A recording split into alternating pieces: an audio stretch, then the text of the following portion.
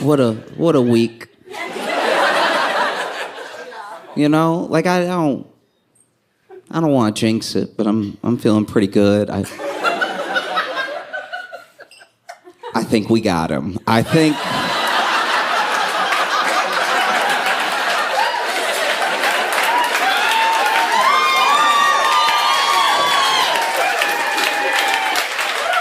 in case you didn't know,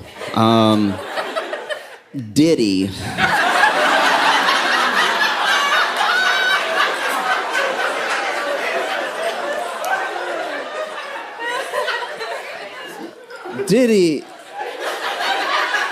has been arrested and charged with just almost everything.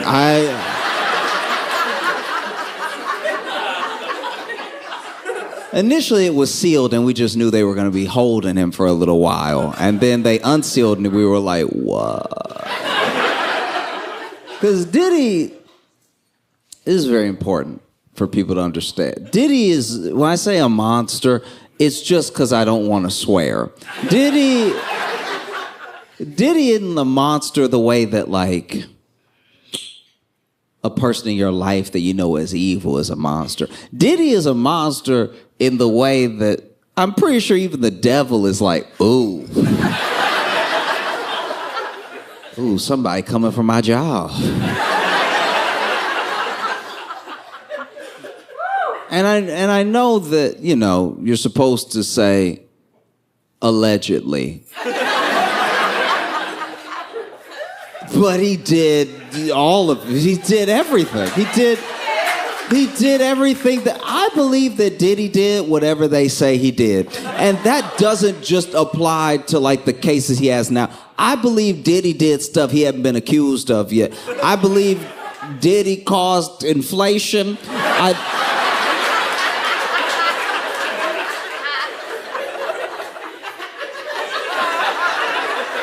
He's even, if I'm not mistaken, being charged with arson in connection with blowing up Kid Cudi's car.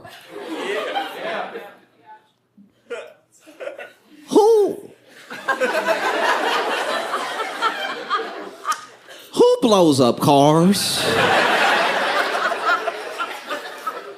Let's talk for a sec, because here's the thing.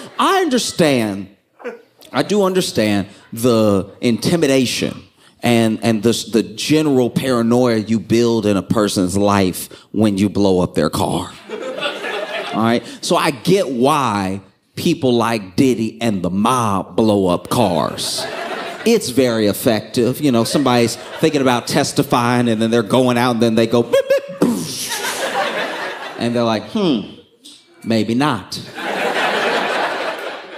But to blow up a car, really, because he's not blowing up the car himself. Diddy wasn't getting under the car with something with wheels on it in the back and then rubbing wires together and then taping it and then letting the tape fall and be like, and then taping it back.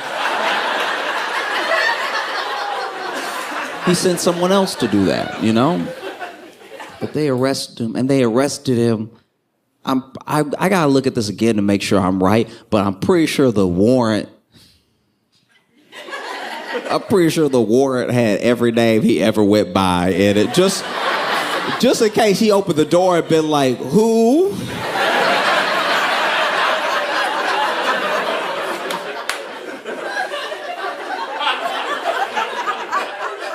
No, I don't know a Puff Daddy. No, there's not a Puff here either. Would you be looking for just a general Diddy? Because he's not in. I go by Brother Love.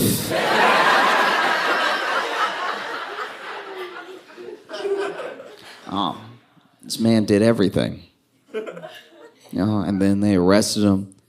They got him locked up in Brooklyn in one of the worst places to be locked up. It's really bad.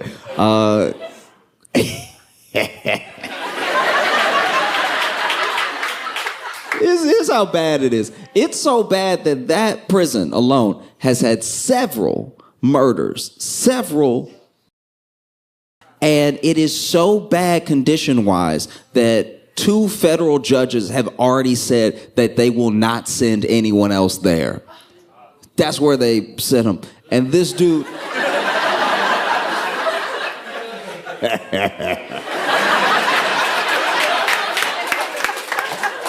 That's where they sent him. And this dude wanted to make sure he didn't go to jail so bad.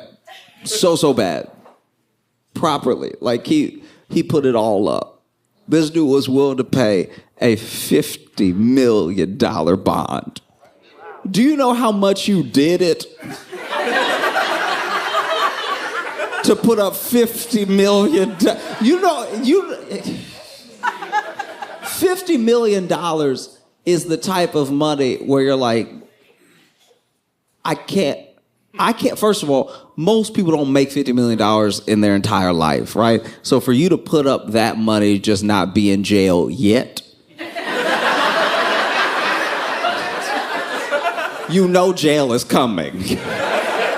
$50 million. Do you know what you could do with $50 million? You could fix a small country with $50 million US dollars. $50 million, and he was like, and I'll use my home and my jets as the bond. Like, this dude was putting up proper collateral of things he has. Mansion, jet, all of it. And the state said, nah.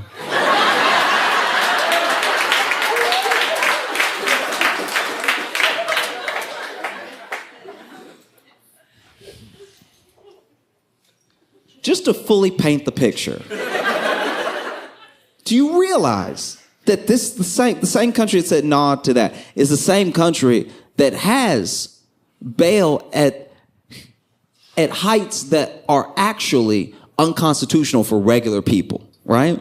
They will, if a judge doesn't like you, or if they feel like, okay, this person maybe didn't do it, but I know he doesn't have means, they will set an unreasonably high bail, which is against the Constitution, just to make sure you can't get out. But they didn't deny your bail. They just set bail at something you couldn't possibly pay, right? That same country got offered $50 million bond. And they were like, nah, because I know you. You know how bad they want you if they don't accept a $50 million bond? And so he's sitting in that jail, and his lawyers are trying to get him out. They went to that judge, and the judge was like, no, I heard what you do. You blow up cars for no reason. How am I supposed to believe? They're like, he's not a flight risk. It's like, no, he won't have to fly if he tampers with every witness we have. No. So the judge denied bail, and then they went to another judge, and they were like, look, $50 million, okay? Got the mansion, got the jets, all right? We also, how about this? I'll stay at home, all right? And I won't interact with any women that aren't the mothers of my children, right? Which is a crazy, what? I won't interact with any women except the women I already terrorize. What an insane. Also, we know you're a predator to dudes too. Like that you're not being slick, being like, I won't talk to any women.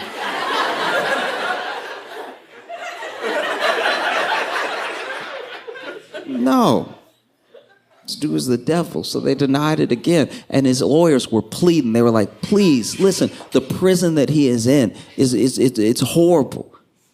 It's absolutely disgusting. It's terrible conditions. It's traumatizing. It's in his mental health.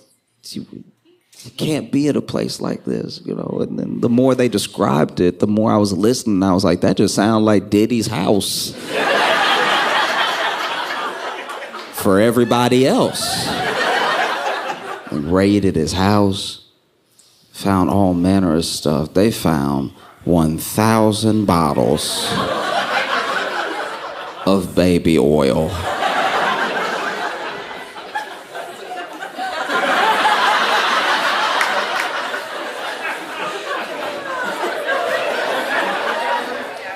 Let's be clear here. Diddy is a monster. Diddy is the devil, right? The 1,000 bottles alone was enough for me to lock him up forever. Are you drinking it? 1,000 bottles. 1,000. Booga booga. I went to a friend's house one time, and it was just like a little quick get together. They had made dinner and everything. I went to the bathroom, right? And I had a headache before I got to the party. So then, I told them while I was there, I was like, hey, I've been having this headache for like hours. Do you have like an Advil, something I can take? And they were like, yeah, go to the bathroom in the medicine cabinet, should be the Advil, right?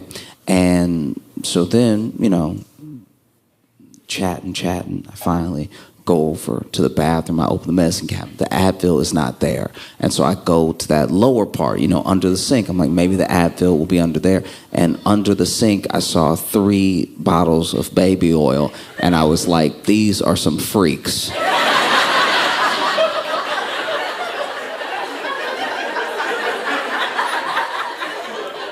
They do not have a child. And they had 3 bottles of baby oil. 1 bottle means you get busy. 3, what are you stocking up for?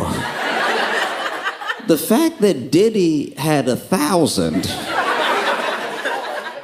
means he should be under a prison right now. I can't even imagine. I can't imagine what it would be like to be Diddy's lawyer. You gotta imagine it's a pretty good job to have. Because he's about to drop millions and millions of dollars in court and on lawyers that no one expects to win. Think about that. Anyone in here could be Diddy's lawyer. Like, he not gonna beat the case anyway. It might as well be me standing there like, yeah, that's him. He says he didn't, so take that into consideration. You know what I mean?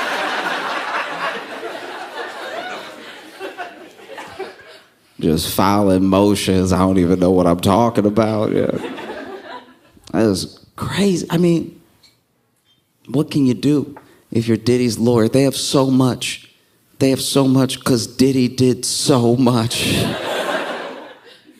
He did it and he recorded it. He recorded himself doing everything he did and blackmailing people. So then when the people say he's been blackmailed, the feds already have the tape that they're talking about that was being used to blackmail them. So he basically made his own case this entire time. As Diddy's lawyer, all you can do is be like, that one tape is grainy. We don't know.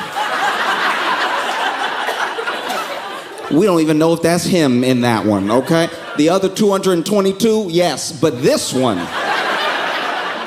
is hard to make out who is in there at all. We don't. Diddy's lawyer was on camera taking questions from the media, which seems like a bad idea. Because unless Diddy has a twin, his lawyer didn't have anything to say that's helpful. Because the lawyer was just talking to some of the press, and there was someone who asked him. They said that they found 1,000 bottles of baby oil when they raided his house, and his lawyer did his best. He put in a valiant effort. This man said, well, I don't know if it was 1,000.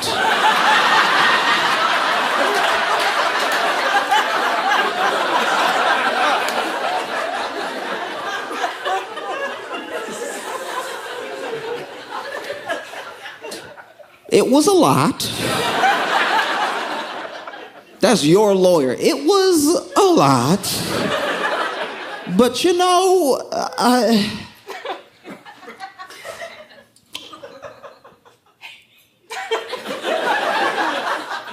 there's a Costco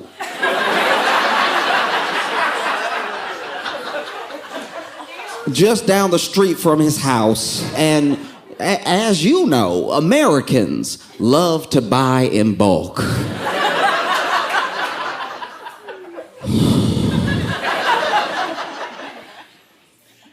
The whole time he's talking, you could tell he's trying not to laugh. It's like, if he's buying the baby oil in bulk, why wasn't anything else in bulk? It's insanity. We should have known, and I think a part of us did know, that Diddy was the devil when he did Making the Band. If you're too young to remember, there was a time when MTV had music on it. And in that time, Diddy, who I think went by P. Diddy at the time, maybe, or Puff, or it was Puff, he was him, okay? And he did a show where he would try to make a group, right? A hip-hop group or an R&B group or whatever. And throughout the course of that show, he would America's Next Top Model these people, all right? He would put them through absolute hell. There was one time that I think he made them walk, I'm gonna get this wrong, but he made them walk from like Brooklyn to Harlem to go get him a piece of cheesecake. And we watched it and we were like, that seems excessive. I don't know what that has to do with singing. The show ran for a few seasons and a couple of people came out of it, but most of the groups pretty much failed because he wasn't really making a group. He was just manipulating people. He was just being terrible, you know? I think we should have really known who Diddy was through and through a couple Halloweens ago. Because I don't know if you remember, but Diddy went as the Joker, and he was an impeccable Joker. This dude had prosthetics on or something, and he looked more like the Joker than Heath Ledger did. This dude had the hair and everything flopping to the side and stuff, and he had the movements going. He had a purple suit, had the green hair and the red lips and the big scars and everything. It was truly terrifying. And everyone he ran into was like, oh, good costume. Chose Halloween to dress up as the Joker. Halloween, a day where we all put on a mask. We all pretend to be someone else, except that nigga. Like, that man was just wearing his true skin. This dude was walking around as a Joker like I've never felt more free. Everybody terrified when they look at me. He rolled up on Tyler, the Creator. And Tyler, the Creator was just looking at him like,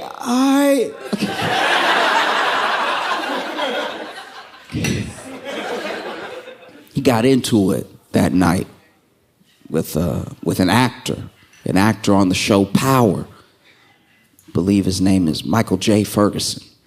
And I don't know what started the altercation, but all I know is people started filming it, right? And it was Michael J. hands low and everything. He had big muscles, he a big dude and everything. And he's cursing Diddy out. Right now, he just thinks he's cursing this weird Joker out, I think. You know what I mean? Because he's just going at him. What? What you gonna do? Nothing. You know? And then Diddy, for his part, you see the turn. You got to see every little piece of Diddy in that moment. Because at first it starts out, and I really don't even know who was in the wrong, but Diddy just seemed a bit offended. He was like, what did I do to you? I'm just out here trying to have fun and everything. And then you see a turn, and then he's like, well, then let's go. Why would you? And then the threats come and everything, and then someone else goes, yo, Mike, that's Diddy. And he doesn't seem to care. He just keeps jawing at him. And then Diddy, for some reason, decides to like let it go, right? Even gives him a hug. And he was like, oh, it's all good, man. But how about you come to the after party and check the vibration? And I was like, man, this is the devil. Where is Batman when you need him? There's two types of blackmail that Diddy engaged in, right? One was the blackmail that was coercion, right? It was basically, he would have these freak-offs. That's the name of it. I didn't come up with that just now. Don't look at me like I'm sick. I saw your faces. I said it because it's the official term. It's in a government document now. It's not just street slang. It's not Twitter talk. They said, the Attorney General said freak-off when he was addressing the nation. So I'm saying freak-off. Well, he would have these freak-offs, right? And, you know, he would be recording while it was happening. And one of the things that he would do is that if somebody was an unwilling participant and they ever turned on him or told him that they were going to go to the police or they just weren't going to do what he said, he would tell them he had a tape of them and they wouldn't want to get that tape out, right? So he would blackmail them that way. But the other way he would blackmail people is he would have these wild parties and he would be taping everybody. So if you just show up and you do something you're not supposed to be doing, maybe you cheat on your spouse, maybe you do. He's got blackmail on everybody, top to bottom. Two types of blackmail. It's absolutely crazy. So many people want this dude dead. They put him on, they put Diddy on watch, make sure he doesn't hurt himself, because it would make a lot of sense. If there was ever a time to do it, it'd be now, Diddy. And so they put him on watch and everything, and that's gotta be wild to be like a powerful person, one of Diddy's friends, you know, knowing you were at some of these freak-offs, knowing that he has dirt on you. He might tell on you, and you just sitting there at home just praying. You know, I don't know who wants him dead more, his victims or his friends. That dude is such a monster, and now every clip of him being weird ever has resurfaced. And it turns out he was being weird the whole time. This dude went on Conan and basically just started giving a blueprint for how to get people at your party to take their clothes off. This dude was on Conan O'Brien. Conan was sitting there being like, this sounds bad. And by the way, this is old, this isn't recent. This is like what looks like early Conan. So it's still a little grainy, even though I was watching it on Twitter. And he's over here and he was skinnier and he had his shades on inside at night and everything. All the stuff we used to let him get away with. And he was like, oh yeah, you know, you want to make sure that you don't have the air conditioning on, you know, and you got to really have a lot of alcohol for people and a little bit of water, but mostly alcohol. And Conan was like, oh.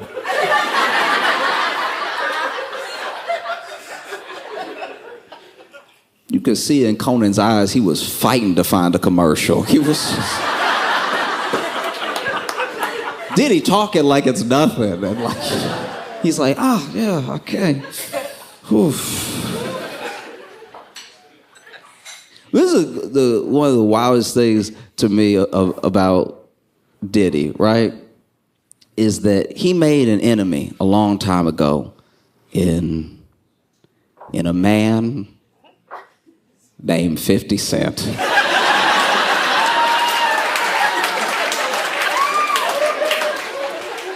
50 Cent hates Diddy so much.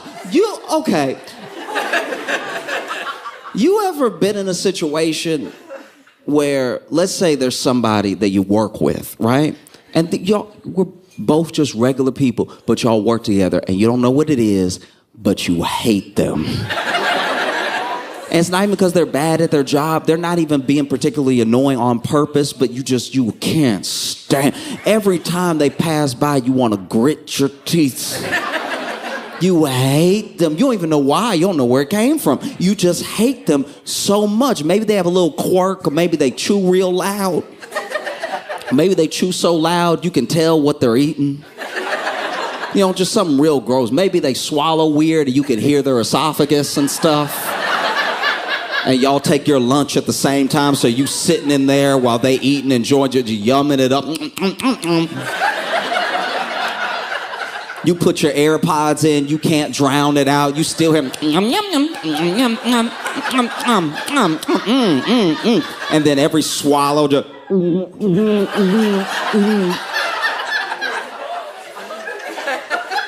and you're like, that I hate. Ooh. And then things keep happening because y'all work together. Y'all work at the same job, so you have to interact with them. Maybe they're even in a different department, but you have to interact with them from time to time, and you hate it because they always bring up the weirdest conversations. They got a lot of feelings about tube socks. 6 sentences into a conversation, you're like, who is this dude? What? Y'all get each other for Secret Santa.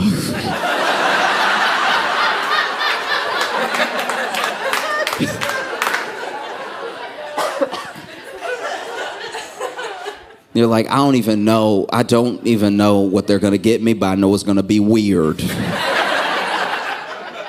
Can't stand them. And then one day you're at work and you're at your wit's end, you know, because you hate them so much that you've actually been watching them. Watching them, waiting for them to do something fireable. You know? You even buddy up to HR just so that whenever you bring your case to HR, they'll be like, hey, yeah, buddy, I got you. I've been worried about him too, you know? Going to work, you can't stand this dude. You hate him so much. Sometimes you just look at the back of his head and you don't even know it's you doing it, but all of a sudden you standing behind him and your fist is right there. You hate this dude, and then one day you're at work, regular day. You at work, he's at work, and out of nowhere, you couldn't have imagined it. Truly out of nowhere, Homeland Security comes.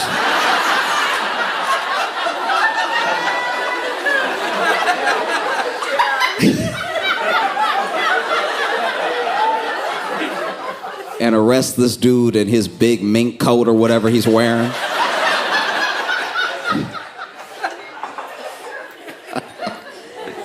No, I don't think anybody felt, more vindicated that was on the outer edges of Diddy's sphere than 50 Cent. 50 Cent had hated that dude for years. And look, 50 Cent isn't the one. Don't mess with 50 Cent because not only is he funny, which is already dangerous, he's so funny that you can tell he a natural bully. You ever been bullied by somebody and then went and tell people what they did and the people you told were like, that is funny though, like that's...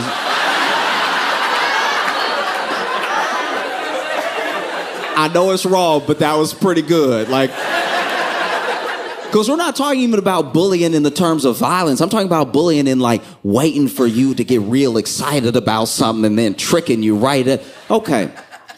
50 Cent, early in his career, he couldn't stand a dude named Ja Rule. If you don't know who Ja Rule is, then 50 Cent did his job.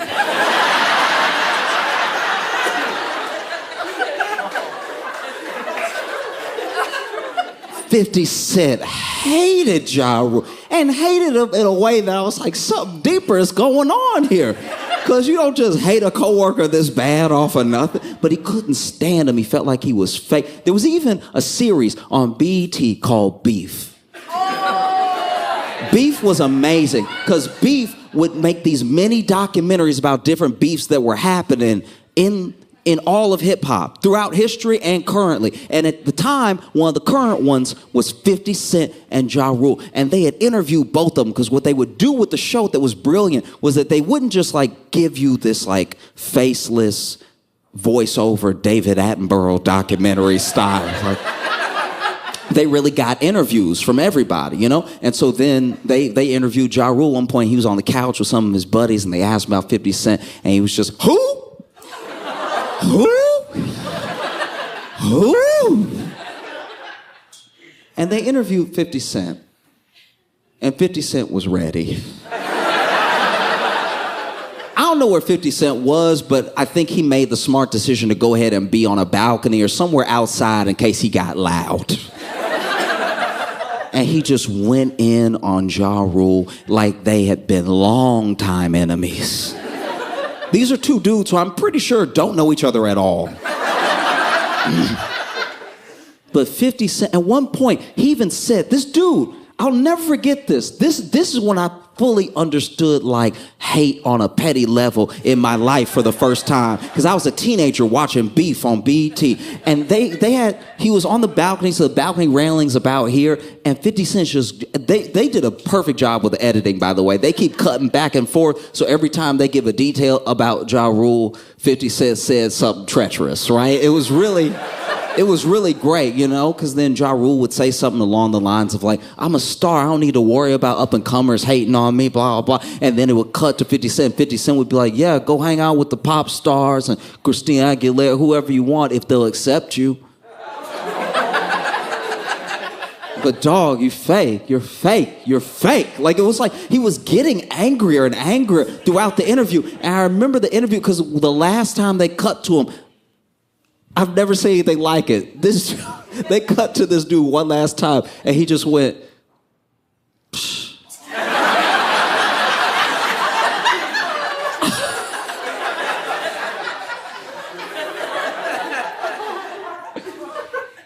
50 Cent hated Ja Rule. And then Ja Rule got into it with Eminem. And Eminem and Dr. Dre had, signed 50 Cent, and they were a huge part of his career, especially on the come up, and they collaborated a bunch, and they, were touring together. They would have toured together more if Eminem hadn't decided to stay home and be with family and stuff like that. They tight, right? Making incredible music together, classics. And Ja Rule went at 50 Cent, went at Eminem, because he didn't have a crystal ball. He couldn't see the future. And it went terribly for him. I mean, Eminem just ripped him apart in several songs with references. There were moments, Eminem is too funny, Eminem had a song with him. Haley's in the song, and she's like, is Ja Rule bigger than me? And Eminem said, no, sweetie, y'all are the same size.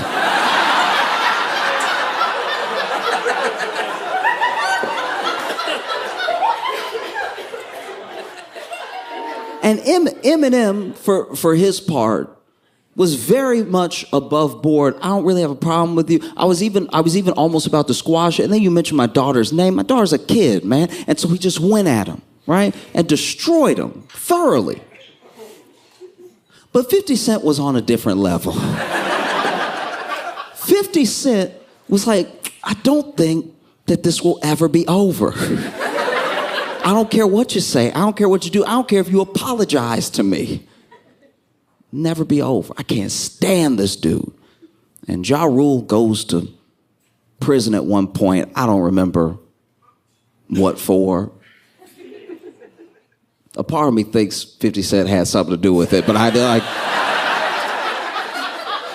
there's no way for me to tell. But then, if I have my timing right, Ja Rule gets out of prison, and no matter when, I could be wrong about the timing here, but I know that the thing happened.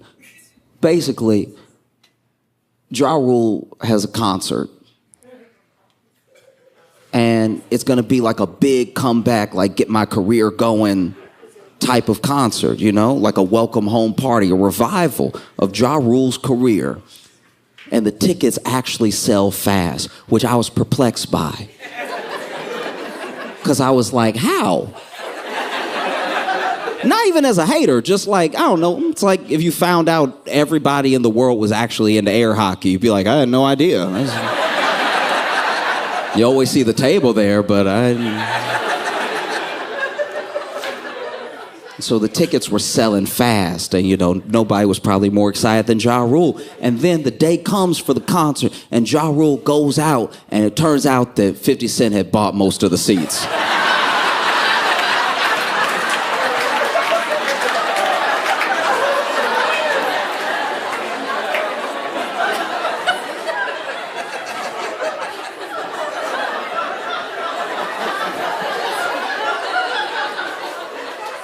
I do my best to put myself in other people's shoes. And I tried to imagine what it would be like if I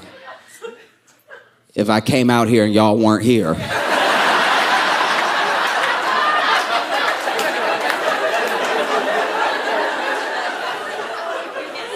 If it was just 3 of y'all in the back that I had to yell to.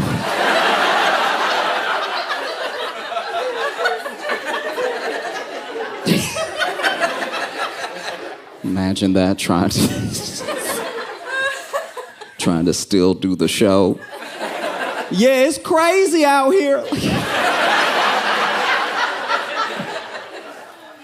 But I said all that to say that 50 Cent and everything that happened is to show you that that's the dude that hated Diddy. Hated him so much, hated him to his core, couldn't stand him. For years he hated him. There was even a moment, okay, I'm sure you saw this, but in case you didn't, it's one of the things that really showed me that he hated him on like a petty level, a professional level, business level, all of it. I'm pretty sure it was Diddy that posted a picture of himself. I don't know where he was. Maybe it was New York, maybe it was not Miami or something, but he was on a bike. And he was just riding his bike, and then 50 Cent commented, he's smiling because there's no seat on that bike.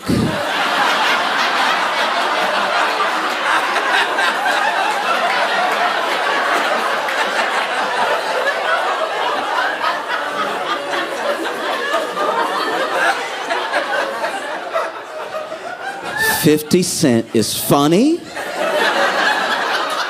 and he's not the one.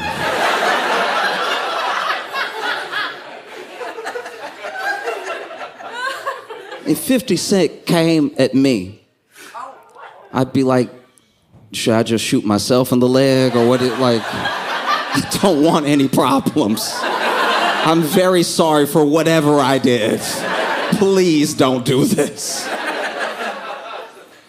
Because I don't know when it really started, but you take it back, all the way back to the early part of 50 Cent's career, and he's popping, he's killing it, right? Get Rich or Die Trying is an all-time hip-hop classic. Curtis, all-time hip-hop classic. This man is pumping out amazing music. He's having incredible tours and everything. And at one point, he goes, this is years later from the time I'm talking about, but we're going to get back there. He goes on the Breakfast Club, and he talks to them about, things he's promoting, and he's just chilling and everything. And Diddy comes up, and he tells this story of being at a wedding. I don't remember whose wedding, but he was at this wedding, and just hanging out and everything. And Diddy's there, and Diddy's chatting him up, being like, "Man, I like you. You real cool dude and everything. Like, yeah, we should hang out. Let me take you shopping sometime." And then 50 Cent said, "What?"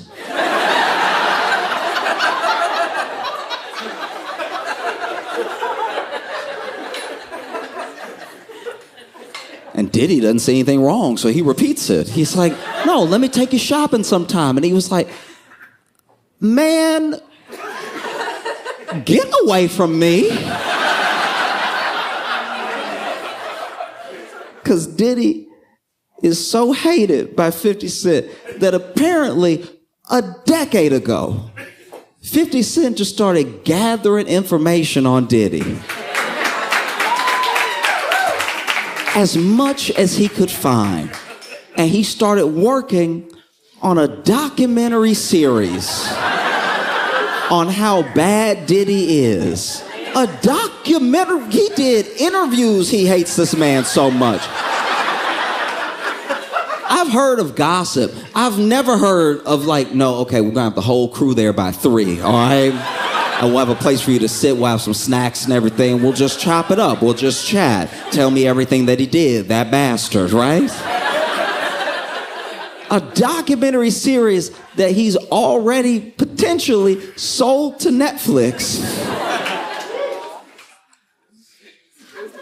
He hates this. I've never hated. So I not only do my best to not be a hateful person, I really try to let things go and not hate anybody. So I don't even know what it's like to hate someone. So I've never hated someone. So imagine hating someone so much you're willing to edit.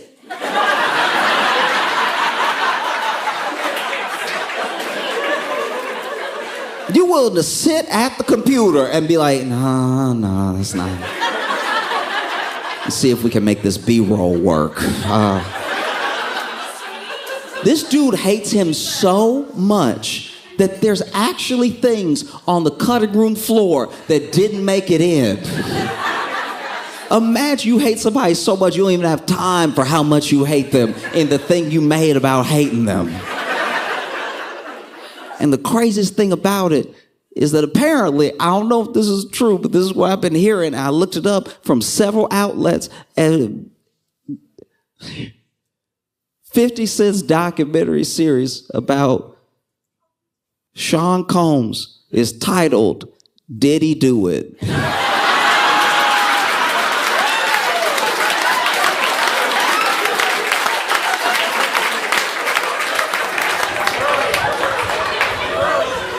This is the worst enemy to have.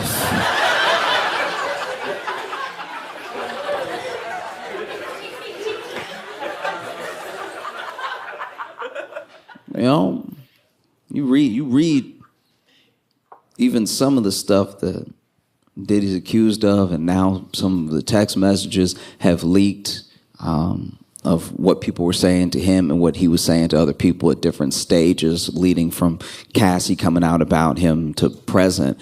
And yeah, this dude is the devil, you know?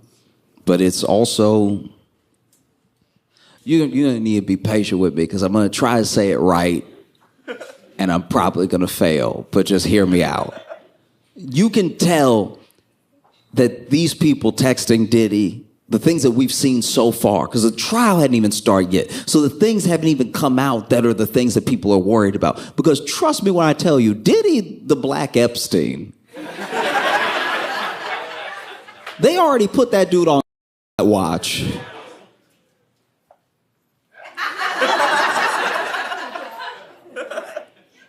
But you can tell that he was a terror to so many people for so long, you know? And it's indicative of how we don't believe and protect each other.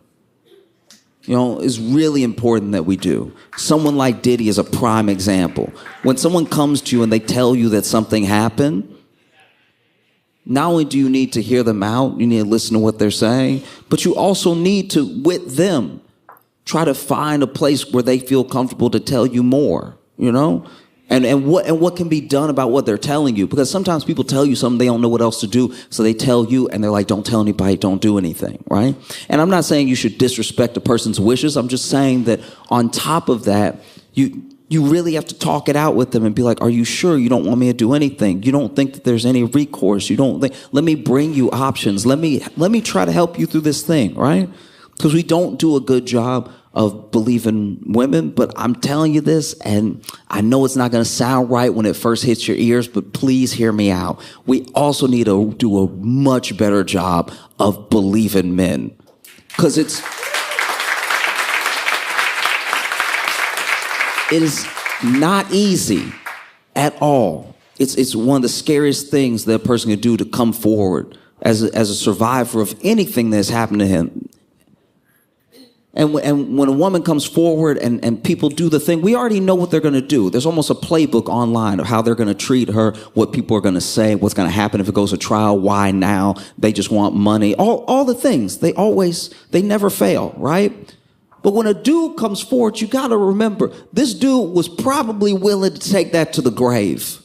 And then something happened where he was like, no, I got to say something, right? You know, there are so many people who would rather die than have people find out what happened to them. So if they tell you, you got to believe them. So many people are letting the fact that Diddy's bi overshadow the fact that he's a monster. That's what's crazy to me, is that it's like, oh man, Diddy was over here trying to kiss the back of this dude's neck. It's like, yeah, you mean assault him? Yeah, I know. You know? I think that's why I'm so thankful for the era that we're in now of people being able to find things on the internet, just at large. I know the internet's a big place. I know there's a lot of artists, a lot of creatives and everything, but the fact that it's now more than ever in the hands of the people, as far as creativity goes and as far as like putting your work out there goes, it's a beautiful thing, because one of the reasons that people like Diddy were able to prevail for so long is because they had something. They had something that they could hold over people. They had power, they had money, they had your access to getting your work out there. And so people, let people like Diddy manipulate and put them in situations they would never be in otherwise, right? But he had the power of a label. One of the best things that Cassie's lawyers did with that lawsuit was implicate all the labels. They didn't just sue him as like Sean Combs. They were like, no, I'm suing everybody. I'm suing the whole thing, because the whole thing's connected, because you use the thing to manipulate. But you don't just walk into a room and be like, I'm Sean Combs, everyone get naked. That's not what's happening. You use the label. You use the fact that you can shelve people. You use the fact that maybe their projects will never come out. You use the fact that they're waiting on the money that they need to fund their project. You use all of these things, and you say things without saying them. And before you know it, you have people in a horrible situation. And one of the main things that I can't stop thinking about is how Diddy was able to get away with being Diddy for so long. Because there's so many times, there's so many little points in time where so many people's lives would have been different if Diddy had just gone to jail when he was supposed to go to jail, the other times he was supposed to go to jail. Like, if you think back, way back, Diddy used to date J-Lo. And when Diddy and J-Lo were dating, they were like a hot couple, and they were always in the tabloids and stuff, and everybody was following them around. I remember, I can't remember if it was the VMAs or the BET Awards, but she went to some award show with a dress that had everybody like, God, that's J-Lo, that's crazy. Oh, and she became this it girl and everything, and she was dating Diddy at the time, and they went to a nightclub together. And when they went to this nightclub, I don't really know the circumstances of the fight starting, but somebody got in a fight with Diddy, right? And it's hard to tell when you in a fight at a nightclub. I've been to nightclubs before. I know it don't seem like it, but I've been to nightclubs before, and I've almost had some altercations at nightclubs, not even because I meant to. I was just in there, just walking, having a good time, and then maybe somebody's yelling at you, maybe they're trying to get your attention, maybe they're trying to fight you. It's hard to tell all that stuff from regular dancing at a nightclub. Because when you see people dance at a nightclub, depending on who it is, they look like they're in their own fight. They look like they're in a battle with the rhythm. They look like they're taking swings at the melody. So it's hard to know that they want to fight you. And then people yell at a nightclub, but yelling is how you talk. It's so loud in here. Like, I was in a nightclub one time, I was walking, and I must have like stepped on this guy's shoe or something. I didn't mean to. And he was like, hey, like yelling at me, trying to get my attention. And I just turned around and I was like, hi. And that's...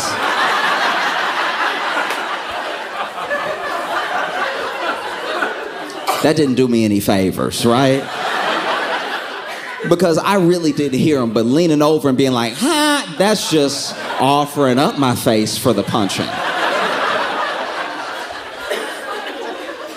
And so Diddy got into some altercation with some dude, and no one knows everything that was said, but it was a lot of back and forth, a lot of like, well, I make money too and everything. And then apparently he grabbed some money and he threw it in Diddy's face, right? But This is the way I'd like to imagine it, because apparently it flew up in the air, and I think the only way that could happen is if he had the money, balled up in that roll of money, right? And that roll of money that you just keep together with a thin rubber band, right? So that way when it hits something, the whole thing explodes.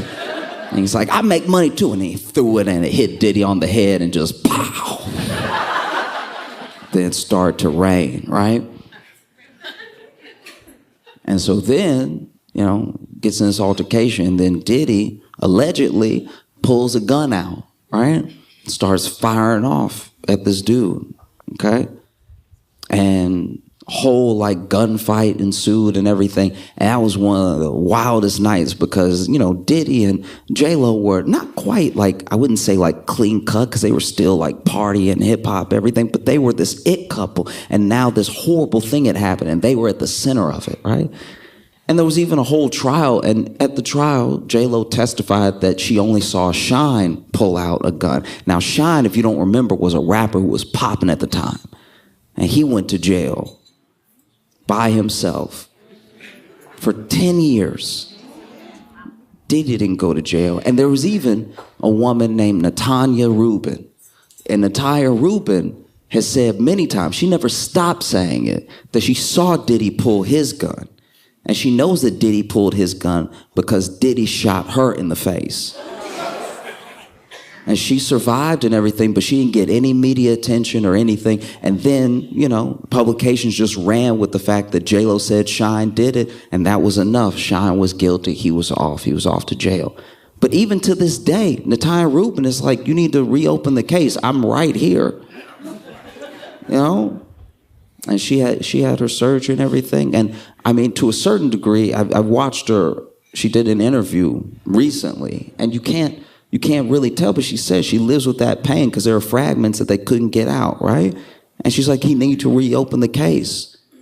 I want justice, And the journalist asked her, would you be willing to give one of the fragments and do the forensic test and everything, because they didn't do one apparently. And she said, yeah, of course. I got 9 fragments. I can spare one. The thing that did Diddy in, really, truly, from his own nature, from his own core, were money, power, and fame, right? And money, power, and fame is a dangerous combination. Messes up a lot of people. Money, because, guys, money. This is what trajectory of money does in the mind. When you have no money and you just imagine having some money, that's even enough money. When you have no money and you're like, man, it'd be nice to eat. That's the money for the meal in front of you is all you need in your mind.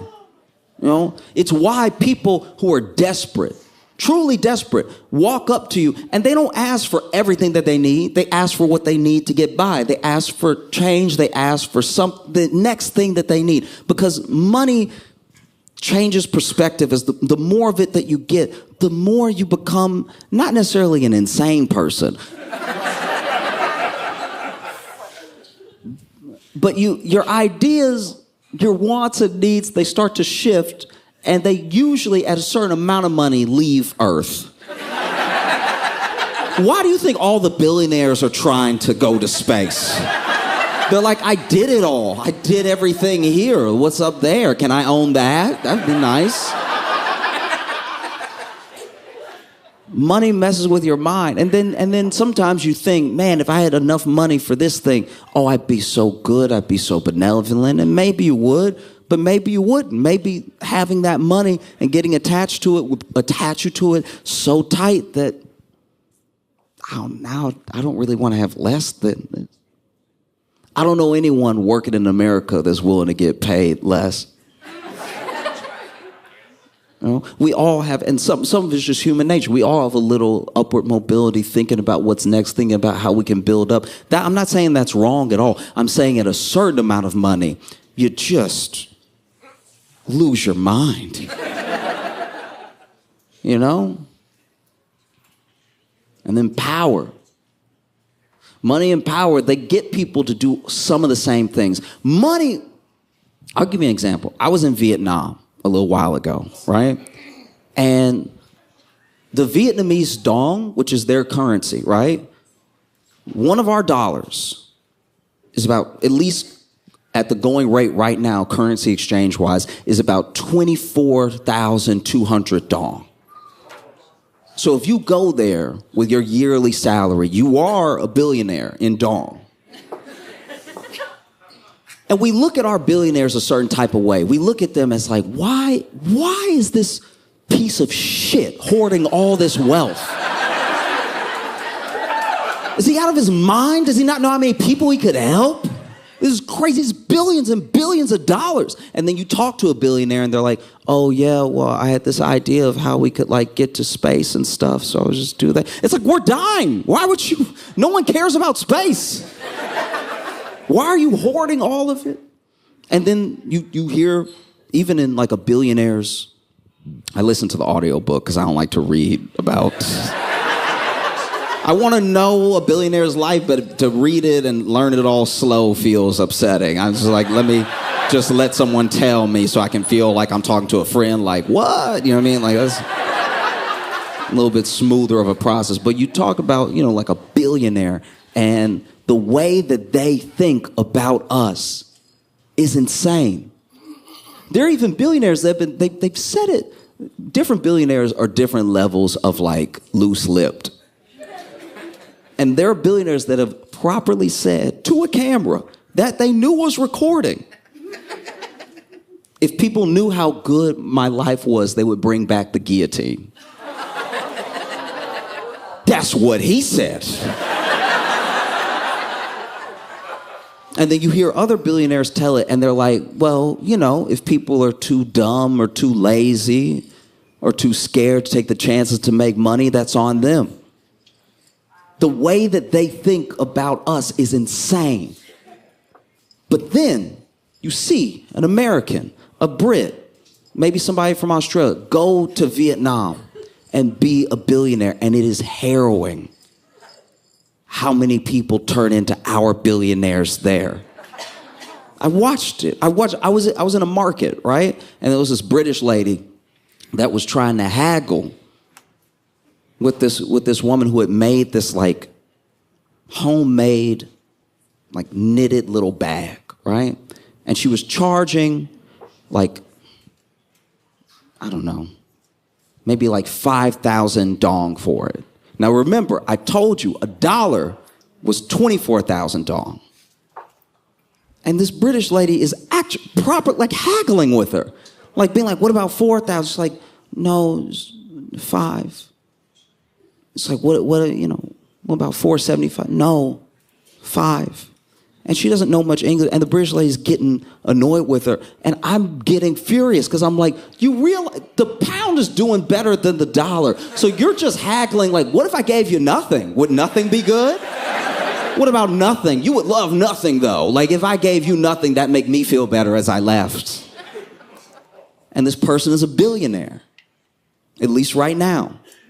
You can tell that they're broke in Britain, though. Like, only a broke person would go somewhere else and then try to be rich really hard. Like, that's... I don't know why you front. You know you could only afford the flight. I don't know why you acting like this right now. Acting like these people are trying to cheat you out of something. You know you already have a leg up. It's crazy. But it is how billionaires think sometimes. Because then when we work at a corporation that's $1 billion, maybe even you work at Apple, Amazon, you work at one of the truly big ones that's about to hit the trillions of dollars, right? And then you want a raise, and you want a substantial raise, and it's nothing for them because they have billions of dollars, and they're still like, why should we give you anything? It's the same mentality, right? And so Diddy had money, and he had the type of money that makes people do things, bend to your will and everything. And so he bent it, and he had power. And this is the thing about power. I'm someone who wants very little power. Because I don't know, I can think about what I might do, but I don't know what I would do with power. That's terrifying. Don't give me power. If I had the power to make Ted Cruz punch himself in the balls...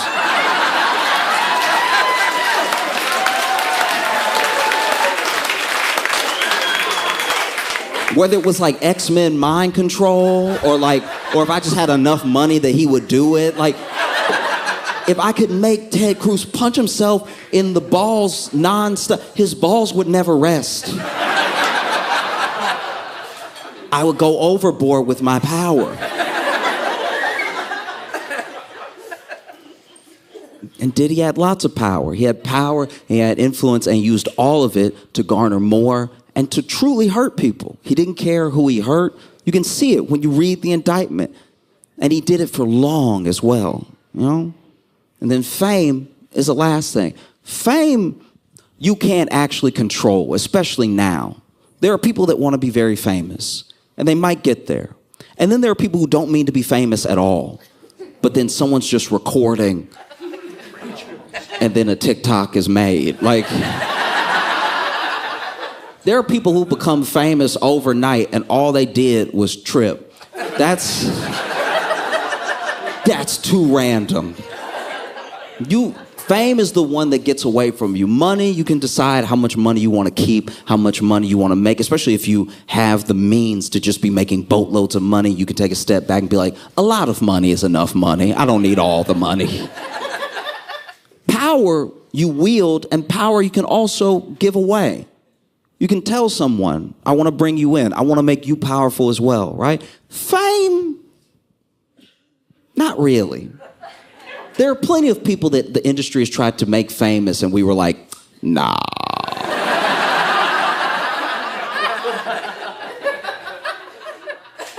But people with power, people with money, they can promise fame, even if they can't deliver. And because they have so much money and so much power, it looks like they can give you fame. And so that's another way that Diddy manipulated and abused people, was through his fame and the promise of fame that was to come to them. Right?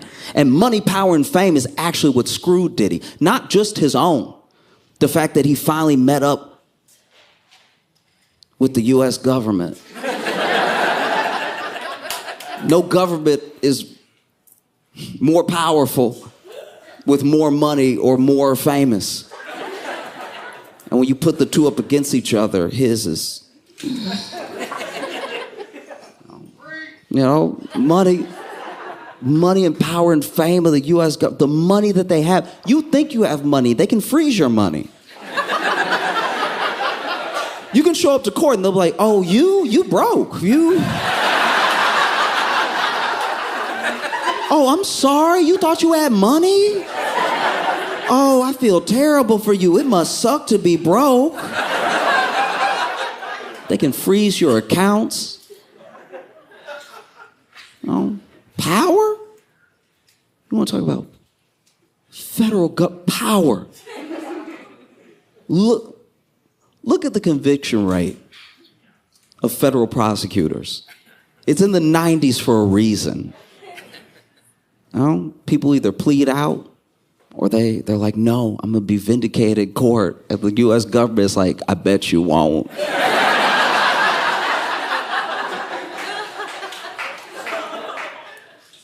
Fame? What government is more famous, especially as far as their judicial system? What government is more famous than the U.S. government? You know? They looking at Diddy right now like, oh, you blew up Kid Cudi's car, that's cute. We killed MLK.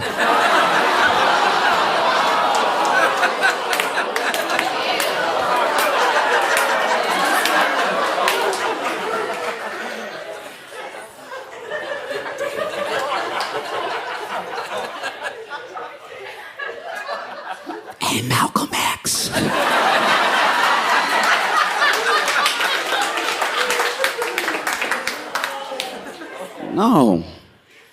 No, you're done, bro. You know, it's over. Because I think about how does a person become that evil? You know what I mean? And a lot of it is ego. Ego is a dangerous thing. Ego is like a dish that only feeds you false fruit, right?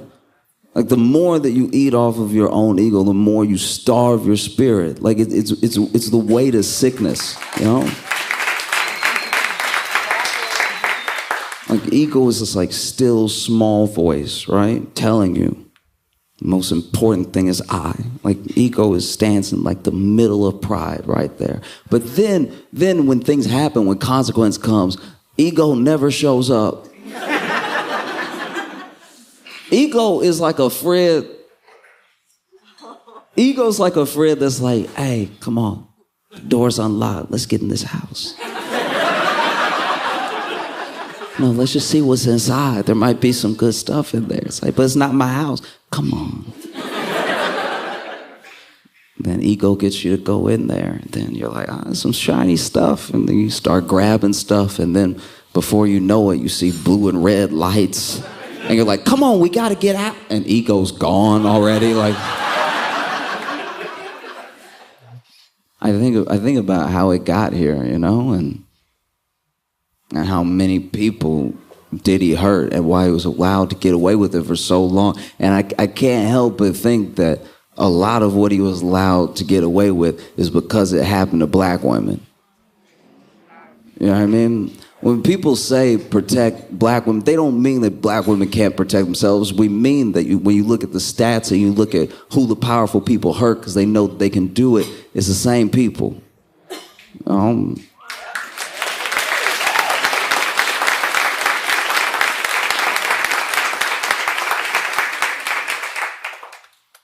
I guess what I'm trying to say is I hope Diddy gets life. And I hope he lives forever. Mira.